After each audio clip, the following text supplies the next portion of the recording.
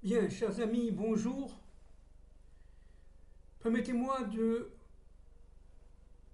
d'essayer humblement de pénétrer profondément un thème récurrent dans la Torah, ô combien saisissant, ô combien important. Je veux parler de la problématique féminine, le rôle de la femme vertueuse d'après la Torah dans notre monde. Nous savons évidemment que Sarah, Rivka, Rebecca en français, Rachel, Léa, Bithia et tant d'autres, Ruth, ont joué un rôle fondamental dans la dynamique de l'histoire humaine. Elles ont joué un rôle fondamental parce qu'elles avaient une mission qui elle-même était essentielle. Réparer la faute de Ève. Dans Bereshit, dans le livre de Bereshit, Genèse 3, 16, je cite, après la faute de Ève, Dieu dit à Ève, et vers ton homme sera ton désir, et lui te dominera. Lui te dominera. Rachi explique ainsi l'expression et lui te dominera. Tout viendra de lui, pas de toi. Et à partir de cela, l'ensemble des civilisations, l'ensemble de l'humanité va porter cette problématique au bout de sa propre logique. La femme deviendra, si vous voulez, l'élément, j'allais dire, presque utilisable à merci. Soit rejeté, secondarisé selon les civilisations, soit utilisé pour le désir, le plaisir et la bonne vie. Elle sera, depuis la faute d'Adam, dans son propre monde, pénétrée d'une double force. Une force de obscurité, de recherche du plaisir, puisqu'elle a fauté avec le serpent, de vouloir plaire, et pas seulement à son mari, de vouloir être porteuse d'allégresse, mais pas forcément pour Dieu, de chant, pas forcément pour la sainteté, et elle sera portée aussi par une problématique de retour vers son Dieu. Cette problématique a été annoncée par, et portée d'ailleurs dans son essence même, par une femme absolument sublime, la source dans la Torah de nos femmes vertueuses. Je veux parler de Sarah. Dans un premier temps, Sarai, femme d'Abraham, était porteuse d'un monde qui lui était, si vous voulez, naturellement permis. Elle voulait vivre sa vie. Elle voulait véritablement, comme la femme Chava après la faute, elle voulait tout simplement, portée par la semence entre guillemets du serpent, voulait, j'allais dire, kiffer la vie, et cela à tous les niveaux. Mais Sarai était une âme extrêmement unique, une âme source. Elle cherchait elle cherchait la vérité. Elle était porteuse d'un travail intérieur incessant. Je l'avais d'ailleurs, j'ai essayé de le montrer dans ce livre que j'avais écrit il y a quelques mois, Au-delà de la nuit, n'est-ce pas, la déchirure du voile à travers la dynamique de la délivrance finale. J'avais essayé d'expliquer, à mon niveau, humblement bien sûr, comment Sarai, dans l'univers de Orkazdim, a essayé, si vous voulez, de profiter pleinement de la vie, mais toujours en recherche du Dieu un, mais de l'histoire. On peut dire que cette volonté imperturbable d'aboutir au Hémet, à la vérité vraie, portée par l'unité, elle voulait être véritablement femme de son mari, Abraham devenant Abraham, que véritablement, tard dans sa vie, évidemment, à 90 ans, et Abraham à 99 ans, elle va changer de nature, j'allais dire, au niveau de sa neshama aussi, au niveau de son âme. De Sarai, elle va devenir Sarah. Dieu va prendre le Yud de Sarai, ça veut dire de Gematria de valeur numérique 10, il va en faire 2 E. Le E de Gematria 5 pour Sarai, qui devient Sarah, avec E à la fin, et le E de Abraham, qui devient Abraham, avec le E. C'est-à-dire qu'en fin de compte, Sarah et Abraham vont porter, chacun à son niveau, le E de Yud Kevavke. Yud de Sarai va devenir E pour Abraham. Le Vav va faire le lien entre le E de Sarah et le E d'Abraham. Sarai, n'est-ce pas, va faire, si vous voulez, cause commune, j'allais dire, avec la Malchut, avec le monde de la Asiya, le monde d'ici-bas, qui est un monde par définition, par nature, féminin, et Abraham va porter en lui le monde masculin.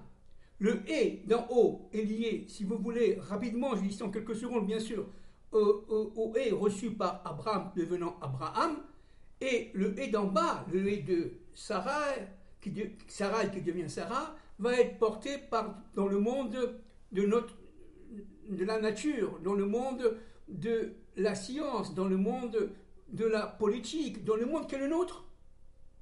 Dans le monde qui est le nôtre. Et donc, si vous voulez, à partir de ce moment-là, il y a un phénomène fondamental qui se passe, c'est que les deux vont enfanter Isaac. C'est-à-dire qu'à ce moment-là, n'est-ce pas, il faut comprendre un point qui est fondamental. Et là, je vais citer, si vous voulez, le Midrash, je vais citer Genèse 3, 17. Adam est maudit à travers la malédiction qui est imposée à la terre, parce qu'il a écouté la voix d'Ève. Genèse 3, 17. Abraham est béni à travers Isaac parce qu'il a écouté la voix de Sarah. C'est dans ce livre, évidemment, page 73, de monsieur, je l'ai souvent cité, David Saada, Le point intérieur, aux éditions Albin Michel. Alors, que s'est-il passé, en fait? Il y a eu, grâce au travail intense, au jour le jour, j'allais dire seconde par seconde, de transmutation d'âme de Sarai devenant Sarah, une capacité de porter en elle le peuple d'Israël par Isaac. Ce n'est que lorsqu'elle a réussi véritablement à devenir Sarah qu'elle porte Isaac. Et Abraham a écouté. Pourquoi? Pourquoi son mari a écouté Sarah? Parce que de dominer par la faute de Chava, la femme va devenir maîtresse, va devenir guide, va devenir ce qu'on appelle chez les kabbalistes le or makif, c'est-à-dire l'enveloppe qui va quelque part protéger son mari. On parle bien entendu de la femme vertueuse, bien sûr. C'est-à-dire qu'en fin de compte, la femme qui a la capacité de transmutation, de passer de Sarai à Sarah, élément source du modèle de Sarah pour toutes les femmes qui descendent d'Adam et de Ève. Élément source. Ce travail-là doit être accompli par toutes les femmes qui descendent de Sarah et de Ève. Sarah a été la première femme qui a réussi la réparation de Chava, de Ève. C'est pour ça que nos maîtres disent dans le Zohar que l'âme de Chava va pénétrer profondément l'âme de Sarah. Elle va faire, si vous voulez, une sorte de personnalité commune, personnalité unificatrice, unifiée, de manière à ce que Sarah soit en fait le modèle de toutes les femmes qui essayent, qui entendent répondre à l'appel de Dieu intérieur de manière à réparer ce qui est en elle, c'est-à-dire la faute de Chava, la faute de Ève.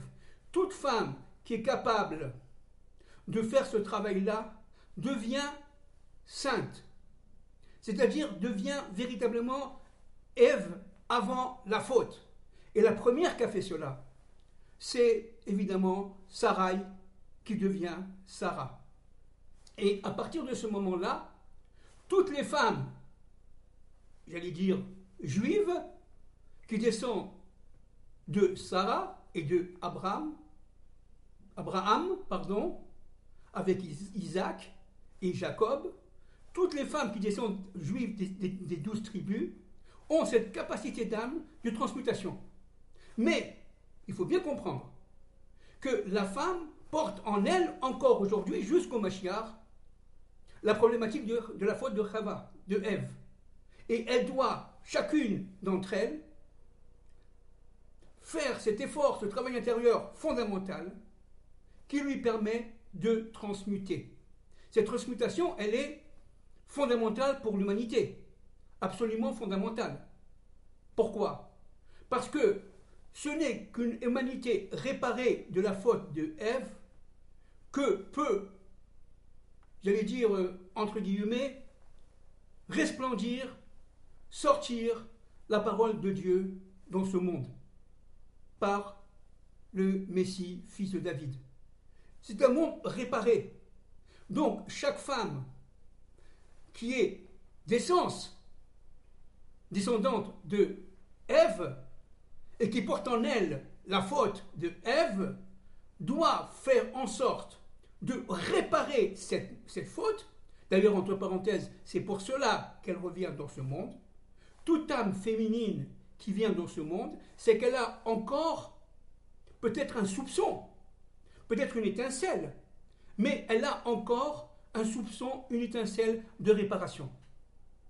Et ce travail fondamental que doit faire la femme juive est porté aussi par la femme non juive qui cherche la vérité. N'oublions pas que Chava, Ève était universelle. Universelle. Toutes les femmes donc qui descendent de Chava, de Ève, doivent... On porte cette dynamique de souffrance, si vous voulez, passant d'un monde du plaisir, d'un monde du désir, d'un monde matériel, d'un monde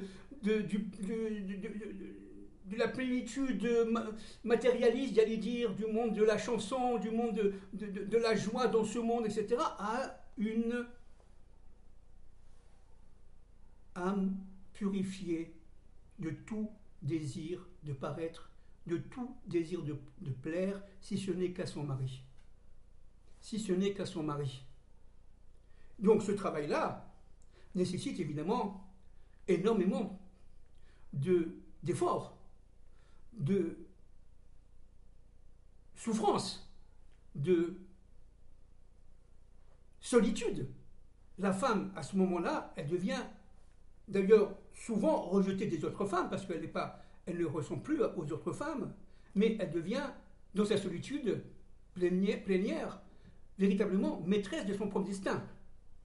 Elle entend transmuter et à partir du modèle de Sarah, elle entend devenir, comme était notre mère Sarah, une femme vertueuse, fidèle à son Dieu, fidèle à sa famille, fidèle à son mari, fidèle à elle-même. C'est pour ça que la femme, qui est, encore une fois on répète, le Or Makif, c'est-à-dire cette enveloppe qui va porter, guider, instruire son mari, Abraham a écouté la voix de Sarah, n'est-ce pas? Eh bien, cette enveloppe-là va pénétrer progressivement le corps de son mari pour entrer dans son intériorité. La femme, extériorité, devient progressivement intériorité pour son mari. Et c'est à ce niveau-là qu'elle forme le Aleph, qu'elle forme l'unité.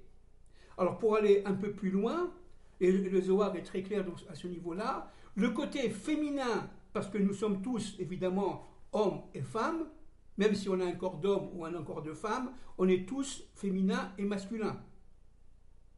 Et masculin, eh bien, le côté féminin de l'homme va se réunir au côté masculin de la femme.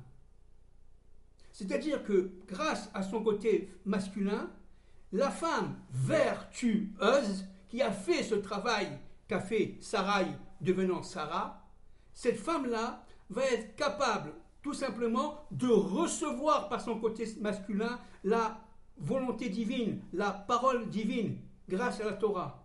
Grâce à la Torah. Et elle va tout simplement, par son côté féminin, réaliser la parole. C'est pour ça que la femme a une mission fondamentale dans ce monde, la femme juive, j'entends, c'est d'allumer, entre autres, les bougies de Shabbat. Parce qu'en allumant les bougies de Shabbat, elle participe à la réparation de la faute de Ève, qui, elle, par cette faute, a réduit cette lumière, l'intensité de cette lumière, et en allumant, alors écoutez-moi bien, ça c'est très important, le Zohar dit en allumant, elle allume non seulement la lumière de son mari, mais elle permet à son mari, grâce aux forces qui la dominent, elle permet à son mari de devenir extrêmement fort, extrêmement puissant. On parle évidemment au niveau spirituel. On parle au niveau spirituel, bien sûr. C'est-à-dire que, en fait, la femme devient Ateret Baala, la couronne de son mari. Et la couronne de son mari, c'est très très important, n'est-ce pas? C'est absolument fondamental. Pourquoi?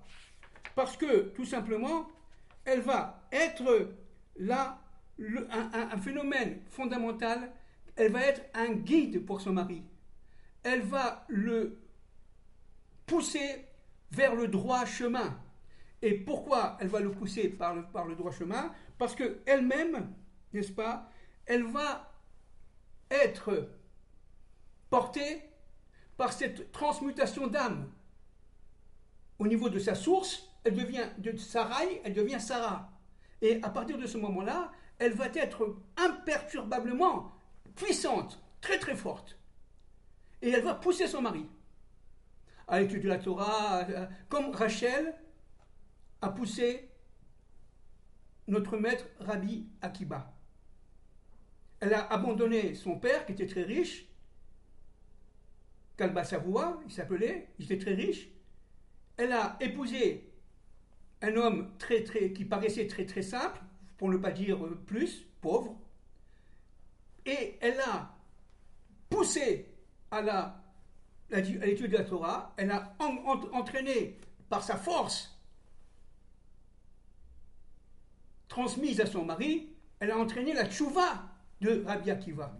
Rabbi Akiva, n'oublions pas qu'à 40 ans, jusqu'à 40 ans, il était non religieux, pour ne pas dire apostat. Et c'est grâce à l'épouse de Rabbi Akiva qui s'appelle Rachel, eh bien, elle va pousser son mari à devenir évidemment ce qu'il a été et ce qu'il est jusqu'à aujourd'hui, c'est-à-dire un immense dans la signification thoraïque de nos livres. Incontournablement. On ne peut pas étudier la Gemara ou la Mishnah sans passer par Rabbi Akiva. Évidemment. Donc, c'est-à-dire qu'en fin de compte, cette force que donne la femme à son mari, eh bien, permet à la lumière d'Abraham, nous savons qu'Abraham était le Or et Elion, cette lumière venant de Dieu, eh bien, elle va lui donner cette force de resplendir à travers sa famille dans l'universel. Abraham devient universel grâce à la force que sa femme, Sarai, devenant Sarah, lui a transmise. Et à partir de ce moment-là, il sera, au niveau de sa mission, imbattable. Parce que le zivoug, le couple, a été accompli. C'est ça le but, si vous voulez, de la femme juive et aussi des femmes descendants d'Adam et de Ève. N'oublions pas que dans les autres mondes, dit le Zohar, là je vais citer le Zohar d'une manière tout à fait rapide, synthétique et de mémoire, les femmes vertueuses, lorsqu'elles quittent ce monde, vont retrouver un des 7 mondes qui composent, dit le Zohar, le Olam Haba, le monde après, le monde d'après la vie. Le premier monde, je vais très vite, en quelques secondes. Le premier monde est dirigé par une femme absolument superbe, fille de Pharaon, qui s'appelle Bithia, qui, on le sait, a sauvé Pharaon. A sauvé Moïse de la main de Pharaon. Elle était en Tikkun, elle était en train de faire le travail de la réparation de la faute de Ève. Elle devenait en fait fidèle à son Dieu. Elle cherchait le Hémet. Elle n'était pas juive d'origine, bien sûr. C'était la fille de Pharaon. Elle était idolâtre. Mais elle cherchait énormément. Et c'est comme Sarai cherchait. Et ce n'est qu'à partir du moment où elle est partie au mikvé, dit Rashi, d'après les Tosafot et d'après le Talmud, que Bithia va devenir véritablement maître adoptive de Moïse. Eh bien, dans ce premier monde, Bithia sera la maîtresse de ce premier monde. Et toutes les âmes qui lui sont reliées, on parle des âmes féminines qui lui sont reliées, eh bien, elles vont recevoir 2 fois par jour Moïse, qui va leur transmettre un enseignement de Torah, un enseignement thoraïque. Et évidemment, Bithia va répercuter cela à toutes les femmes qui l'entourent, toutes les âmes féminines qui l'entourent. Alors imaginez-vous un peu si Dieu prend une femme dont l'âme fait partie de ce groupe, met dans un corps de femme, et elle arrive ici, dans ce monde. Imaginez-vous un peu la capacité vertueuse qu'a cette femme. C'est-à-dire qu'elle va porter en elle la capacité de transmutation, la réparation de la faute de Ève.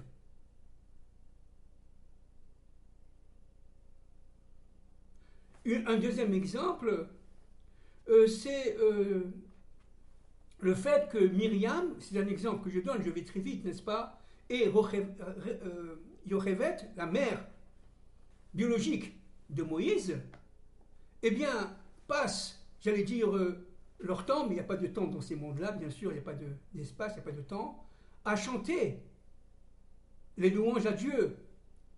Et la femme vertueuse va être portée par le chant, grâce à Myriam. Et toutes les femmes, les âmes féminines qui sont autour de Myriam et de Yochevet, eh bien, elles vont tout simplement être portées par la musique. Elles viennent, et le chant, elles viennent ici, évidemment, et elles seront portées par le chant. D'une manière, évidemment,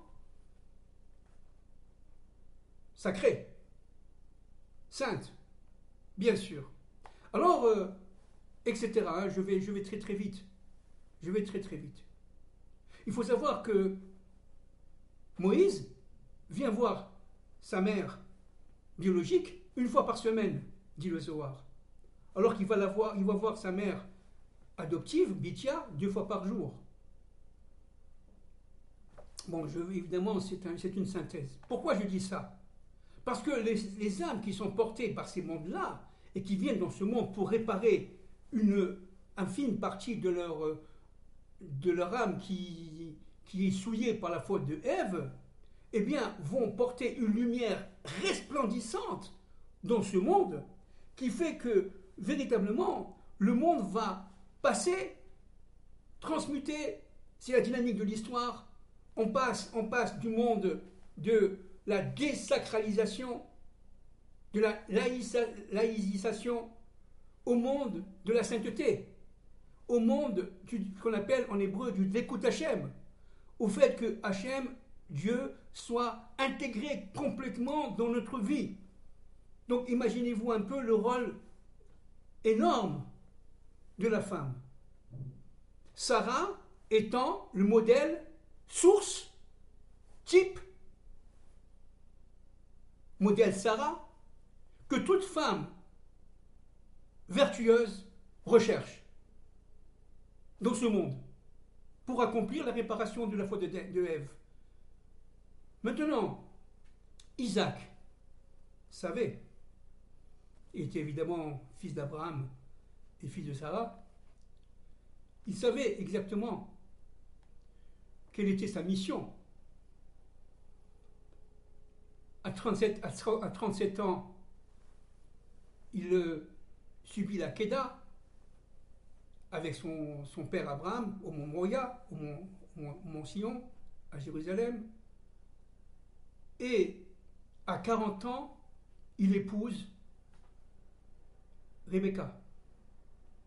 Rebecca, sœur de Lavan, fille de Bathuel. Il faut savoir que Rebecca est une lumière sacrée qui descend d'une famille, j'allais dire, de brigands, pour ne pas dire immonde. Son père, Bathuel, vendait des idoles et se faisait rémunérer en s'approchant d'une vierge. C'était des êtres, lui et son fils Lavan, qui adoraient l'argent, l'or et les matières précieuses. De cela sort une âme, Rebecca, qui est tout simplement unique. Mais Isaac a voulu quand même faire l'expérience. Il a mené dans la tente dans laquelle résidait de son vivant sa mère Sarah. Et un point fondamental, n'est-ce pas? Un point absolument fondamental. Il a voulu voir si la lumière qui était ce qu'on appelle le Or Elion, qui était toujours lumineux durant la vie de Sarah et qui éclairait toute la tente, revenait avec Rebecca. Il a voulu voir aussi si le pain que faisait Sarah était, le Shabbat, était aussi saint, aussi cachère avec Rebecca. Et il voulait aussi savoir si la présence divine était véritablement là. Eh bien,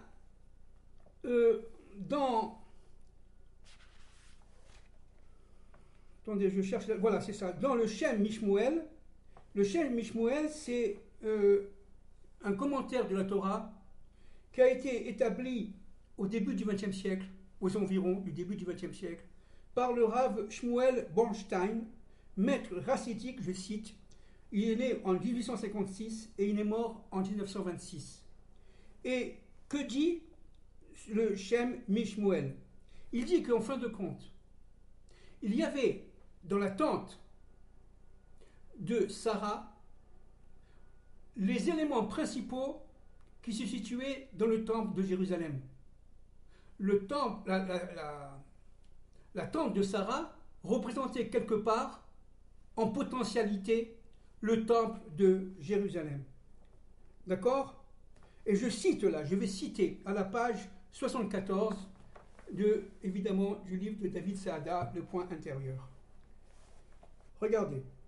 La nuée au-dessus de la tente de Sarah correspond bien entendu à la Shrina, ça veut dire la présence féminine de l'attribut divin. La présence divine, qui était la raison d'être du sanctuaire. La lumière correspond à celle du Ner Tamid. Vous savez que dans le temple, il y avait une lumière, c'était la 7e lumière du candélabre, qui était toujours allumée. Dans le candélabre, il y avait 7 lumières, 3 à droite, 3 à gauche. La forme de la lumière, la flamme était de la droite vers la gauche pour les 3 qui étaient à droite et de la gauche vers la droite pour les 3 qui étaient à gauche. Et ces 6 lumières, en fin de compte, se rapprochaient par leur direction vers la lumière centrale. Et cette lumière centrale s'appelle le Ner Tamid, qui était toujours allumé. 24 heures sur 24 au temple de Jérusalem. Le deuxième point très important, n'est-ce pas, c'est ce qu'on appelle le pain. Le pain que faisait Sarah Immanou et qui était évidemment extrêmement sacré, qui correspond au lechem apanim, les pains que mangeaient les Kohanim, et qui étaient toujours croustillants, frais, de semaine en semaine, de jour en jour, si vous voulez, entre deux Shabbatot. Et vous avez aussi le troisième point, c'est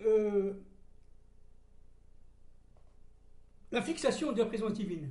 Voilà, je dans le monde. C'est-à-dire qu'avec cela, il y a une sorte de prestation de la présence divine dans le monde. Cette prestation de la présence divine dans le monde et dans l'universel, donc, eh bien, Isaac a voulu faire l'expérience avec Rebecca.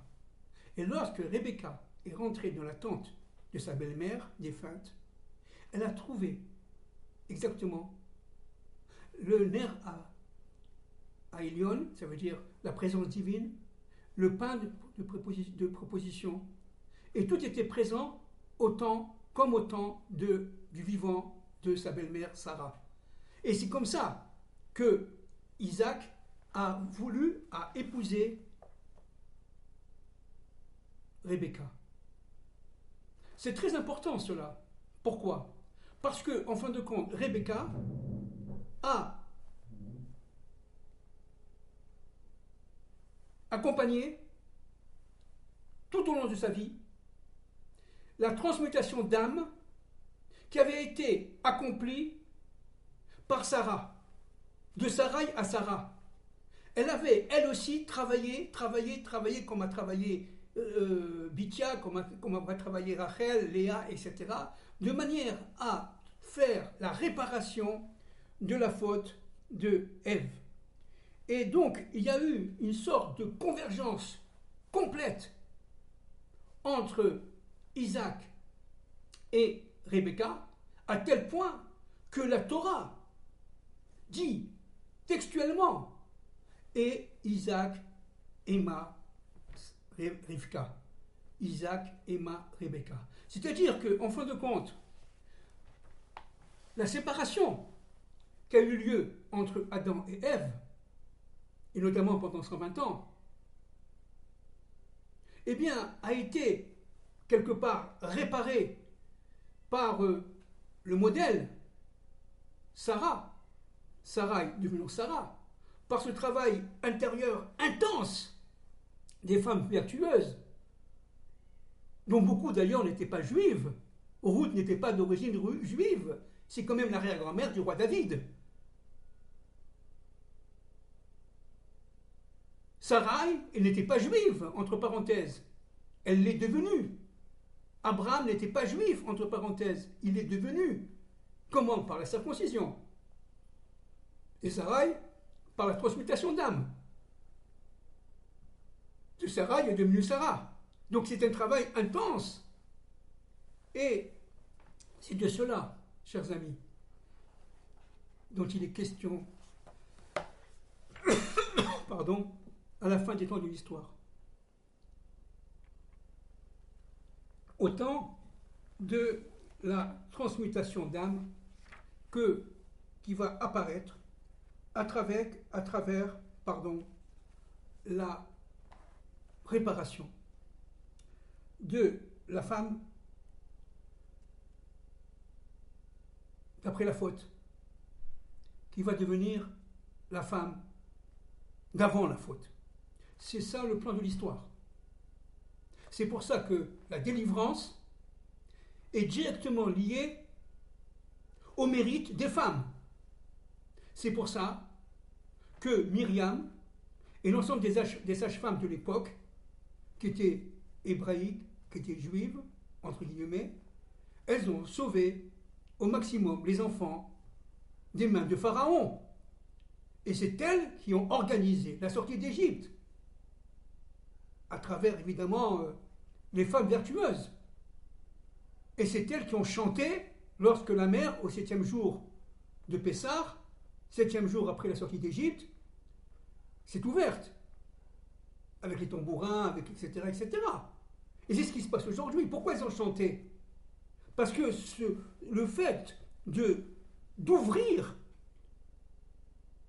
les forces naturelles par le supranaturel, par le surnaturel, eh bien, a permis au monde dans lequel appartenaient Myriam, Yocheved et toutes les femmes qui chantaient, de chanter dans ce monde. De chanter dans ce monde. C'est-à-dire qu'en fin de compte, le fait de sortir d'Égypte, le fait d'être délivré par l'ouverture de la mer, a permis à tout le peuple d'Israël de recevoir la Torah. Il ne peut pas y avoir de réception de la Torah, et c'est pareil exactement à la fin des temps de l'histoire. Bezrat Hashem, si Dieu veut à notre époque, si Dieu veut, on peut se tromper, on n'est pas prophète. Eh bien, c'est exactement ce qui va se passer. C'est-à-dire qu'on ne peut pas recevoir la Torah de la délivrance du Messie, fils de David, sans sortir d'Égypte et sans pénétrer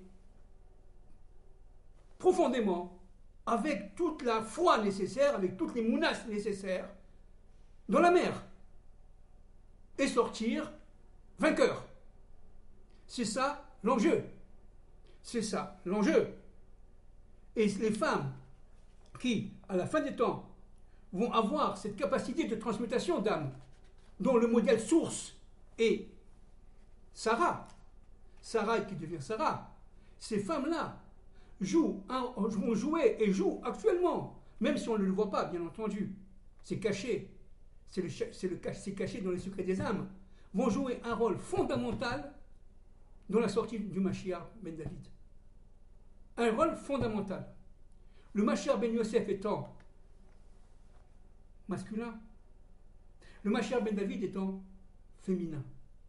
Et dans le côté Mashiach ben David, il va y avoir la Malchut, il va y avoir la Shrina, il va y avoir l'alliance entre Dieu et son peuple, Israël, de retour sur sa terre. Et à travers cette alliance fondamentale, originelle, eh bien, il va y avoir l'alliance entre Dieu et l'humanité tout entière, qui descend dans un premier temps d'Adam et de Ève. Vous voyez, c'est un programme immense. Un programme immense.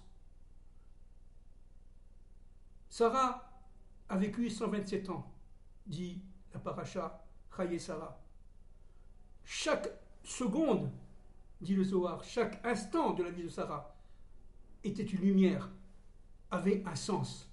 Elle avait la capacité en transmutation, en transmutant de Sarai à Sarah, elle avait la capacité, cette femme primordiale, unique, de faire la réparation de Ève et de donner par cela un sens à chaque instant de sa vie.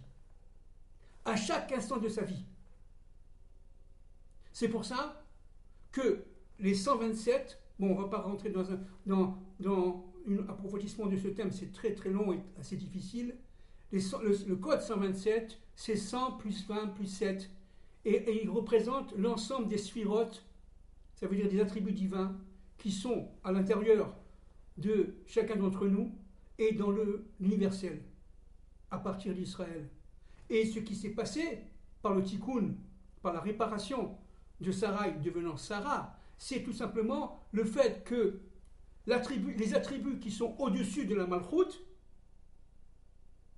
et vous savez que la Malchut, c'est l'attribut le plus bas, le 7e niveau, qui porte, comme la femme porte son enfant, comme la femme porte son monde, comme la femme porte le Messie, eh bien, va porter l'ensemble des sphirotes qui lui sont au-dessus.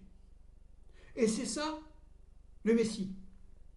Alors, si vous voulez me dire, qu'est-ce que c'est que le Messie, au niveau des secrets, d'une manière extrêmement, évidemment, simple, synthétique, c'est Malchut, le côté féminin de notre monde, c'est la Shrina, l'attribut féminin de Dieu, Baketer, ça veut dire la couronne. Keter, ça veut dire couronne en français. Malchut, Baketer, ça veut dire qu'à partir de ce moment-là où la femme qui a fait tchouva, qui a reconnu Dieu, maître de l'histoire, qui est rentrée dans la morale qui était celle de Ève avant la faute avec le serpent, eh bien cette femme-là va resplendir dans le monde. Et de ce fait-là, le Messie, fils de David, va tout simplement sortir, grâce à Dieu, sous la volonté divine, la parole salvatrice. Voilà, donc c'est un thème évidemment sans fin, c'est un thème énorme, mais il faut lancer un hymne, un chant à la femme vertueuse. L'homme, vraiment, ne peut agir dans ce monde, et cela en toute moralité, que grâce au mérite de sa femme. Un homme qui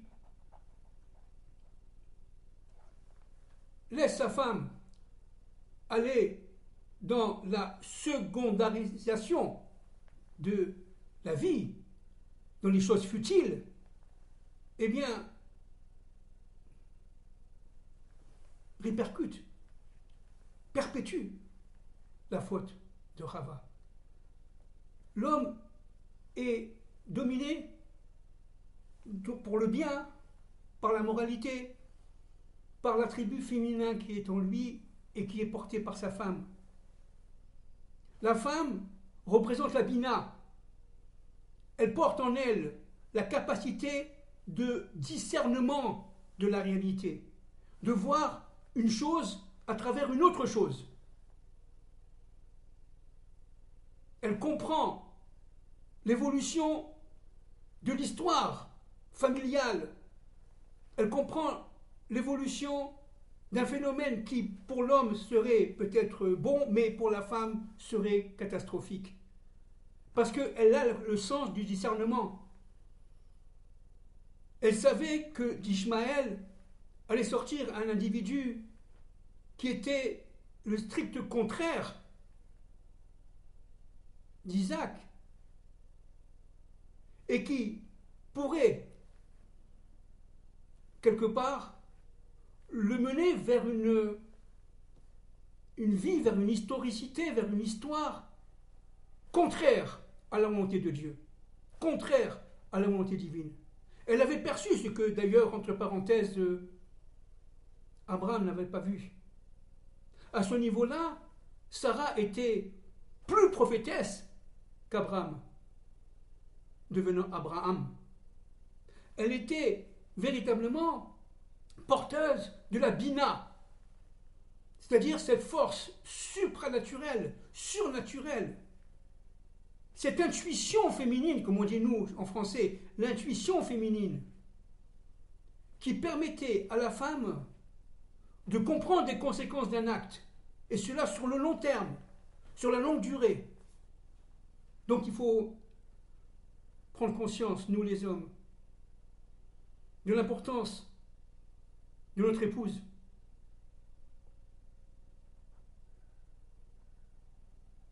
Accompagner le travail intérieur de notre épouse afin qu'elle passe au niveau de son élément source de Sarai à Sarah, de manière à féconder le Messie, fils de David. Il s'agit d'un travail, d'une volonté première, fondamentale, qui seule pouvait conduire à la délivrance finale de l'humanité tout entière et à travers elle d'Israël. Merci beaucoup.